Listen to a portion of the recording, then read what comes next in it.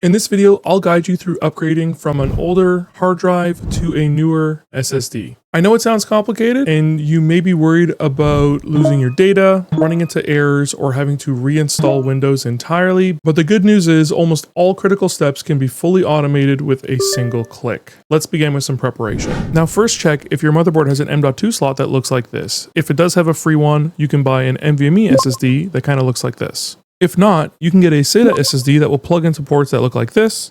You're also going to need a screwdriver. Now, depending on the amount of ports on your PC, you may need an enclosure or some kind of adapter to plug one of your drives into your computer. Also, make sure that you back up any data on the target SSD if you have any existing data on it. Now that we've got the basic tools ready, the next step is finding a way to safely clone our hard drive to our SSD. You should know that certain solutions can be very complex. Some of your hard drives may be old and have bad sectors, which can cause cloning to fail. In that case, and I'd recommend EaseUS Disk Copy, since it can copy and clone the disk without affecting the source data disk, and it ensures the clone disk remains bootable. You can also bypass bad sectors so that you can even get this done with a damaged hard drive. Additionally, if you're currently planning to upgrade from Windows 10 to Windows 11, there is a new feature that can perform the upgrade automatically during the cloning process and bypass hardware restrictions. And now let's get to the cloning. The first thing you're going to want to do is plug in that new SSD and make sure it's recognized within Windows. We're just going to go ahead and open up disk management and make sure that Windows is recognizing our new SSD. Next, we're going to go ahead and open up EaseUS Disk Copy.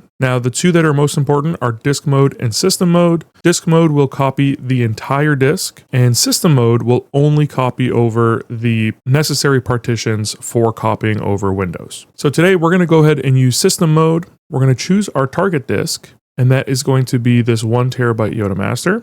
We're going to go ahead and select that.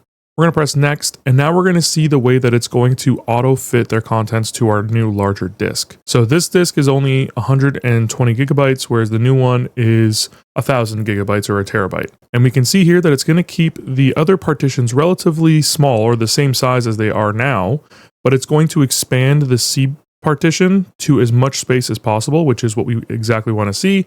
We want it to use the whole drive. And all we have to do next is press proceed. Now it's going to warn us that the data on the target disk will be erased. Go ahead and press continue. Now the time that this is going to take is going to be dependent entirely on the speeds of your drives, the speeds of the interfaces that they're plugged into, as well as the amount of data that's going to be copied over. All right, so the copy is completed and you're going to get this little pop-up and we're going to go ahead and press reboot now. Okay, and now we're back into Windows. We have successfully migrated and we are booting off of this new drive. So we can go ahead and unplug the old drive and replace it with something else if we want to. And our boot up times are significantly faster. This is such a big difference. And we can also confirm that there is no unallocated space on the drive, which is great. We are using the full drive for our C drive, and our system and recovery partitions are only using the same size they were using before. And we're also able to confirm that all of our data that we had on here is still existing on the new drive. So we have all these extremely important pictures, and then we have our document here as well. Now, if your cloning failed, there may be a few reasons for that. The first thing I should always suggest you do is remount your hard drive and your SSD, unplugging them and plugging them back in and making sure that those connections are nice and solid. If you're running into any other issues though, you can leave comments down below and we'll be happy to help you as quickly as we can. Really do hope this video helped. I'll see you next time.